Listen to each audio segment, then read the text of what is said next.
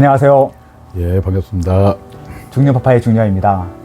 예, 전주완상교 유병근 목사입니다. 오늘 저희 전주 완상교회에 담임하시고 유임하시는 유병근 목사님께서 함께 오랜만에 영상을 찍게 되었습니다. 톡톡한 말씀, 오늘의 본문 말씀은 예레미야 20장 1절부터 6절까지의 말씀입니다. 제가 봉독하겠습니다.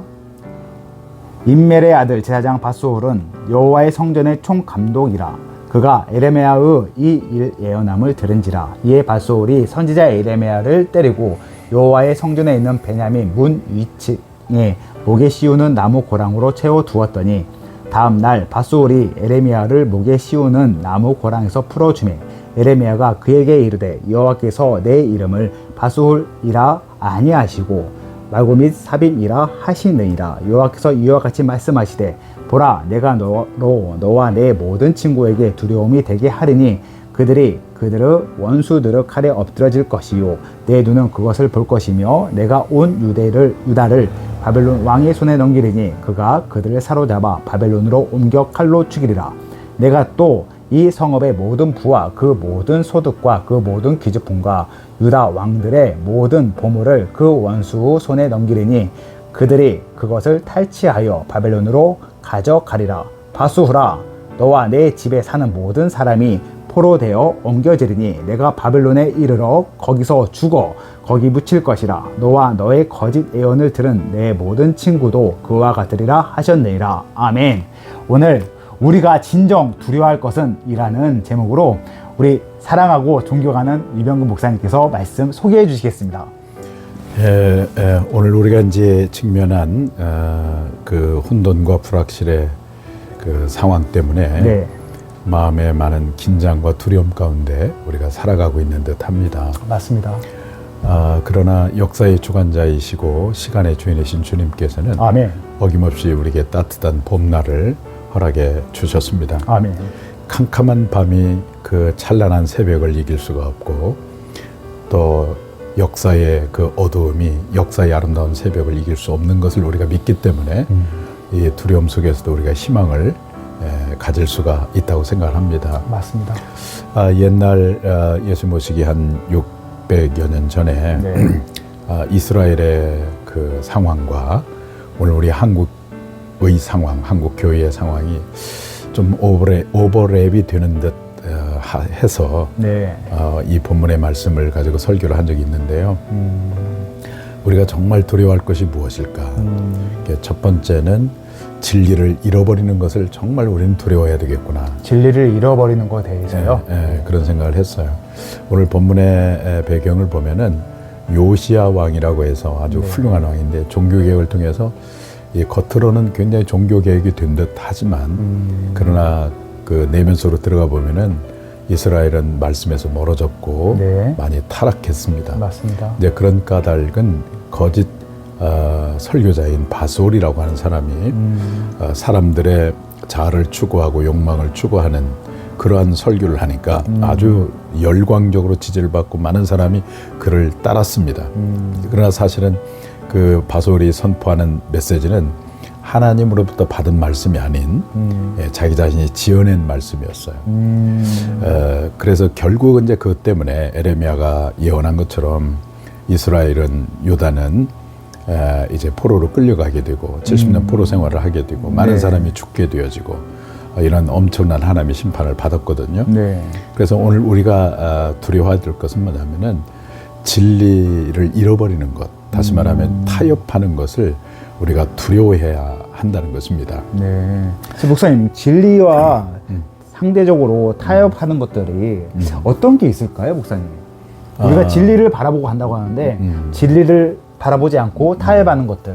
예를 들면은 하나님을 찾고 하나님 이야기를 많이 하지만 그러나 그 속셈에는 하나님이 아니라 하나님을 이용해서 자신의 욕망이라든지 돈이라든지 권력이라든지 명예라든지 이런 걸 추구하는 것이죠. 겉으로는 내가 하나님을 찬양하고 예배하는 것 같지만 실상은 그게 아니고 나의 이익과 나의 재물, 나의 권력을 추구한다는. 밧소홀이라는 그 친구도 어떻게 보면은 사람 대중에게 많은 호응을 얻었던 선지자로 제가 알고 있거든요. 그럼에도 불구하고 그 친구가 이렇게 하나님께 버림받은 이유는 겉으로는 휘황찬란하고 마치 아름다워 보여도 실상 속은 다 뭉그러지고 썩어 있다는 표현인 것이잖아요. 그렇죠. 이제 그 돈과 권력을 추구하는 거죠. 네. 하나님을 빙자해가지고 오늘 길거리에서 그 외치는 소위 목사라고 하는 사람들, 네. 이런 사람들 뉴스에서 이렇게 봤지만은 뭐 핸드폰을 막 비싸게 팔고 7가지를 가입을 하면은 매월 100만 원의 연금을 죽을 때까지 받게 한다. 그래서 거기에 현혹돼 가지고 한 몇만 명이, 수만 명이 그 가입을 했더라고요. 이 사람들이 자기 이제 생명, 그 돈과 관련이 있으니까 목숨을 걸고 막 태극기를 흔들고 막 그러거든요. 아이고. 그러니까 겉으로는 애국을 내세우고 하나님을 부르짖고 그러지만은 그 속으로는 돈에 관심이 있는 것이고, 마태복음 7장에 보면은 겉으로는 양이지만은 속에는 노력하는 일이라고 하는 그래서 이제 예수님이 너희는 거짓 선자를 삼가라 그렇게 말씀하셨는데 전형적인 그런 모습이라고 볼 수가 있는 것이고, 그리고 이제 우리가 또 두려워해야 될 것은 뭐냐면 이런 때일수록 네. 희생이 없는 신앙, 다시 말하면 십자가 없는 신앙을 우리가 두려워해야 된다는 것입니다. 이렇게 거짓 예언자가 난무하고 그럴 때마다 우리가 참된 말씀의 사람이 되려고 노력해야 되는 거예요. 그런데 우리나라의 이 현상이 한 6, 70년 전에 네. 그 독일에서 벌어졌던 그 현상과 조금 비슷한 점이 많아요. 히틀러가 그 유대인들을 600만 명을 죽이고 맞아요. 세계 전쟁을 통해서 공포의 도가니로 몰아넣었을 때 네. 그 히틀러의 그 독재와 파시즘을 강력하게 지지하고 또 응원해주고 기도해준 것이 독일의 교회였거든요. 그 독일 교회의 그 지원을 받아가지고 살인 면허증을 받아가지고 마음껏 그렇게 사람을 죽이고 장애인을 막 죽였다고요. 교회가 그걸 하지 말라고 해야 되는데 교회가 오히려 응원해주고 지지해주고 그랬단 말이죠. 우리나라도 그런 현상이 약간 보이는 것 같아서 마음이 아픕니다. 예. 그런데 이제 그 가운데 독일 교회의 그 본회퍼라고 하는 젊은 목사는 네.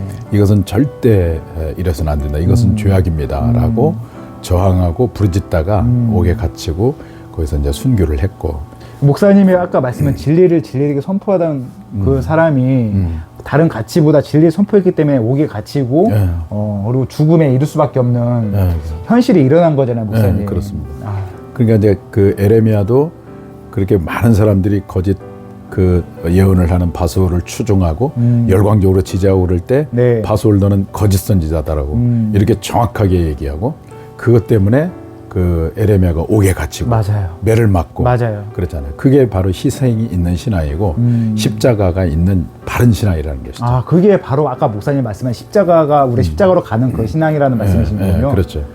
그래서 이제 우리가 조금 이렇게 손해를 보고 좀 고난을 당할지라도 이것이 진리라고 말할 수 있는 사람이 필요하다는 거예요. 네. 근데 이제 많은 목회자들도 보면은 그런 어떤 비난을 받을까봐 예를 들면은 성도들도 막 여러 종류, 여러 그 신앙적 색깔을 가지고 있는 사람들이 많이 있잖아요. 네, 맞습니다. 그러니까 어떤 목사님처럼 무엇이 옳다, 무엇이 그러다 말하지 말고 지금은 침묵하고 기도만 해야 된다. 이런 식으로 얘기를 하는데 그게 무슨 선지자고 목사냐고요. 비난을 받을지라도 본위퍼처럼 감옥에 갈지라도 에레미야처럼 핍박을 받을지라도 네. 하나님께서 주신 말씀을 선포하는 것이 아멘. 그게 참된 선포자라는 것이죠. 아멘. 그런데 그런 참된 선포의 길을 갈 때는 거기에 반드시 고난이 있다는 것이죠. 그래서 고난 없는 신앙을 가지려고 하는 걸 우리가 두려워해야 된다. 예. 그런 말씀 드리고 싶고. 근데 이제 세 번째는 거짓 예언을 듣는 것을 우리가 두려워해야 된다. 즉 거짓 예언자들이 너무너무 많아요. 너무 많습니다. 이 바수올이 대표적인 사람이지만 네.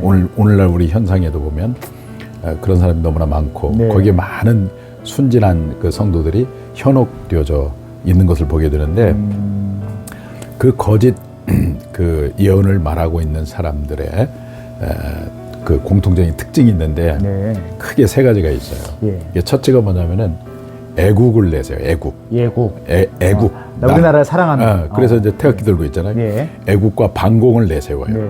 반공을 내세우고 자기 편이 아니면 다 반국가 세력이라는 거예요. 빨갱이라고 그러고. 극단적이네요. 그래서 흑백 논리를 가지고서 사람을 정죄해요. 예, 그것이 거짓 선자의 특징이고, 두 번째는 잘못된 종말론. 잘못된 종말론. 예, 약간의 이제 시한부 종말론과 거의 비슷한. 그거 위험하죠. 예, 그런 그 종말론 또는 세대주의 종말론. 세대주의 종말론이라고 하는 것은 아주 잘못된 신화에서 나오는 그 종말론인데. 거의 이단 아닙니까? 거의 이단성이 있는데, 이제 예. 예를 들면은 세대주의 종말론이라고 하는 것이 뭐냐면은 예수님이 두 번 재림한다는 거예요. 네. 한 번은 공중 재림하고 7년 지난 다음에 또 재림, 또 지상 재림하고 예. 그 사이에 이제 사람들이 휴거돼 가지고 예. 그 공중에서 막 혼인 잔치를 하고 땅에서는 막 고통을 겪고, 그러다가 이제 유대인들이 다 그냥 구원을 받고, 그다음에 막 천년왕국이 이루어지고 이렇게 이제 한다는 거고, 모든 세대를 7세대로 이렇게 나누어서 이렇게 역사를 보는 것이 세대주의 종말론이거든요. 네. 근데 성경에 두 번 재림이라는 게 없거든. 없습니다. 네. 이게 잘못된 것인데, 그 유대인을 위한 종말론이 세대주의 종말론이에요. 그래서 이제 그 광화문에서 집회하는 사람들 보면은 어떤 사람은 태극기 들고 있고 성조기 들고 있고, 그런데 어떤 사람은 이스라엘기를 들고 있는 거예요. 그 이스라엘기를 듣고 있는 이유가 바로 뭐냐면 세대주의 종말론에 천작된 그런 잘못된 신앙을 가지고 있는 거죠. 이스라엘이 이제 나중에 회복된다고 하는 네. 이제 그런 그런데 이제 이 종말론을 지나치게 강조하는 사람들을 보니까 이렇게 다 이렇게 추적해서 보니까 아주 그냥 그 돈을 얼마나 많이 가지고 있는지 몰라요. 이게 곧 주님이 온다고 얘기를 해서 두려움을 줘서 자기의 모든 것들을 다 바치게 만들고, 근데 바친 것은 지들이 다 가져가고 있어요. 주님이 곧 오신다고 그러면은 자기가 모든 걸 다 비워야 하잖아. 가난해져야 되잖아요. 그런데 오히려 그 사람들의 돈을 뺏어가지고 자기 배를 채우는 그런 잘못된 종말론에 속고 있는 사람이 많고, 그다음에 이제 세 번째가 이제 음모론인데, 음모론. 예, 우리가 조금 알지 못하는 그 음모론, 그러니까 이제 뭐 프리메이슨이 어쨌다는 둥, 알루미나이트가 어쨌다는 둥, 뭐 이런 얘기, 우리가 일반 사람들이 이렇게 잘 모르는 이제 그런 이야기를 자기들만이 안다고 생각하고 거기에 신비한 뭐가 있는 것처럼 얘기하는 거. 네. 그러니까 또 하나는 요즘에는 이제 뭐 선거가 부정 선거였고, 예. 그 중국 사람이 막 와가지고 그 해킹을 했고, 맞아요. 그렇게 했다고 막 그 퍼뜨려 갖고 그걸 믿는 사람이 많아요 지금도. 네. 그런데 이제 그것이 오키나와로 미군들을 통해서 오키나와로 피신했다. 그러니까 이제 미군이 공식적으로 그런 일이 없다고 얘기도 했고, 또 그 선거 사무총장을 지금 대통령 친구인데 대통령 임명했는데 그 사람이 그럴 수가 없다 이거. 이렇게 해명을 했는데도 불구하고 절대로 그걸 믿지 않고 그 부정 선거했다라고 하는 그런 음모론, 그냥 상식도 아니고 사실에 근거한 것도 아니고 팩트도 아닌 것들을 어떻게 이상하게 막 이렇게 퍼뜨리고 다녀요. 두려움을 주는 거네요. 네, 두려움을 줘서 네. 그 사람의 마음을 그루밍하는 거죠. 그 마음과 정서를 지배해가지고 결국은 그 사람의 모든 것을 다 뺏어가려고 합니다. 그런 거짓 예언자들의 예언을 우리가 정말 분별해서 듣지 말아야 되고, 정말 참된 말씀의 선포자, 선지자, 이런 분을 만나는 것이 복이고, 그런 말씀을 듣는 것이 참으로 중요한 그런 시대를 오늘 우리가 살아가고 있다. 아멘. 저는 목사님 말씀 이렇게 들어보니까 그 정말로 거짓된 것을 분별할 수 있는 게 지혜 같다는 생각이 들더라고요, 목사님. 이제 에레미야는 그 당시에 자기가 선포한 말씀을 사람들이 안 믿었거든. 네. 나라가 이제 망한다고 그러고 이제 그러니까.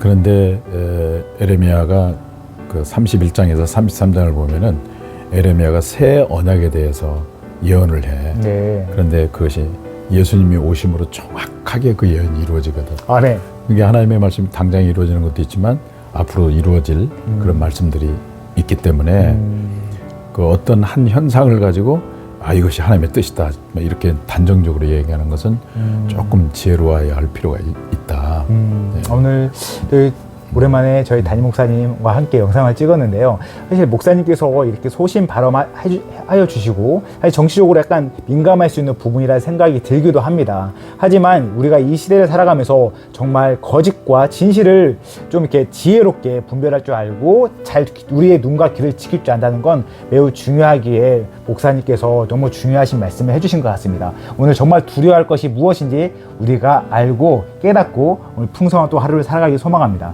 목사님 이렇게 소중한 자리에 함께 해주셔서 너무 감사드립니다. 네, 감사합니다.